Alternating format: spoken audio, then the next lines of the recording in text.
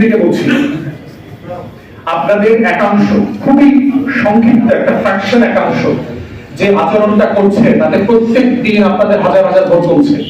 শুধু গতকালকের ঘটনায় সোশ্যাল মিডিয়াতে আপনারা যা দেখেছেন, বাংলাদেশের ন্যূনতম আপনার এই একদিনে 10 লাখ ভোট কমে গেছে সারা বাংলাদেশে।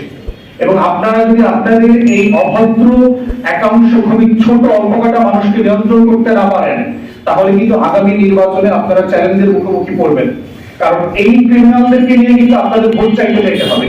যারা এলাকাতে নৌ, সন্ত্রাসী, খুনি, মাদক ব্যবসায়ী, চাঁদাবাজ এবং গুন্ডা, এদেরকে নিয়ে যখন আপনি পলিটিক্যাল ক্যাম্পেইনে যাবেন, তখন এলাকাবাসী কিন্তু দুইবার ভাববে যে নির্বাচিত হওয়ার আগে এরা এই ধরনের গুন্ডা পান্ডা নিয়ে আমাদের সাথে, আমাদেরকে ভয় দেখায়, আমাদেরকে হুমকি দেয়, নির্বাচিত হলে পরে কি হবে? আমাকে বলতেছে, আমাদের নেতাদেরকে বলছে যে এখন পর্যন্ত ঢুকতে দিতেছি, নির্বাচনের আগে জেলার এলাকায় আসবেন না, বলে দিচ্ছে অলরেডি। এই ভোট কেন্দ্র অমুক মার্কা, এই মার্কার বাইরে এখানে কোনো ভোট করবে না। প্রশাসনকে ইতিমধ্যে জানিয়েছি যে আপনারা বাংলাদেশের ইতিহাসের সবচেয়ে একটা ব্যর্থ নির্বাচন আপনারা উপহার দেবেন আমাদেরকে। শুধু পরিষ্কার এক্সাম্পল দিয়ে যদি বলি, ডিসির সামনে গত পরশুদিন কি হয়েছে আপনারা দেখেছেন, গুলাদিন নাজিরপুরে একজন সচিব আসছেন, মাননীয় এলজিআরডি সচিব আসছেন এখানে, তারপরে একজন উপদেষ্টা জুমে অ্যাটেন্ড করেছেন, সেই প্রোগ্রামটা ভণ্ডুল করে দিয়েছে। একটা তো হচ্ছে রাজনৈতিক দলের আচরণ, যেটা আওয়ামী ফ্যাসিবাদের আমলে আমরা দেখেছি, এবং বিএনপির একাংশের আচরণ ঠিক একই রকম ভাবে নব্য আওয়ামী ফ্যাসিবাদের মতো মনে হচ্ছে।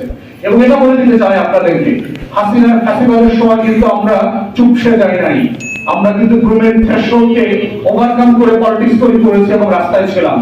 আপনারা ভাববেন না যে আমরা চুপসে লেজ গুটায় ঢাকায় পালায় চলে যাব, আমরা সেই নাম দিয়ে রাজনীতি করি না। অতএব আপনারা পরিবর্তন হবেন, তা না হলে গত বছরের কথাটা মনে রাখেন, কিন্তু গত বছর সারা বাংলাদেশ কিন্তু আওয়ামীময় বাংলাদেশ ছিল। আগস্টের আগে বাংলাদেশ কিন্তু শেখ পরিবারের বাংলাদেশ ছিল। সারা বাংলাদেশের মানুষ কিন্তু সবাই আওয়ামী লীগ হয়ে গেছে, তাদেরকে আজকে দেশ থেকে পালাইতে দিচ্ছে।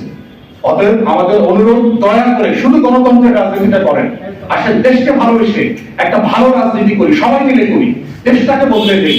শহীদ জিয়ার রাজনীতিটা করেন, আল্লাহর ওয়াস্তে বেগম জিয়ার রাজনীতিটা করেন। সেই রাজনীতি আপনারা করতেছেন না, আপনারা আওয়ামী লীগের রাজনীতি করতেছেন।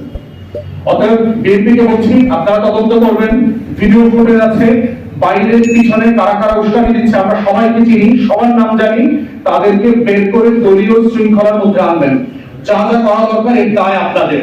তারা হলে প্রত্যেক দিন রাজনৈতিক ভাবে গণতান্ত্রিক মূল্যবোধ নষ্ট করবার জন্য আপনারা জাতির কাছে দায়বদ্ধতার শিকার হবেন, এবং এক মাঠে কিন্তু শীত যাবে না। আজকে আমার দল ছোট, আজকে হয়তো আপনি মনে করছেন আমার হাজার হাজার লোক ওয়ার্ড ইউনিয়নে নাই, আপনারাও কিন্তু ছোট দল ছিলেন, আপনারা বড় দল হয়ে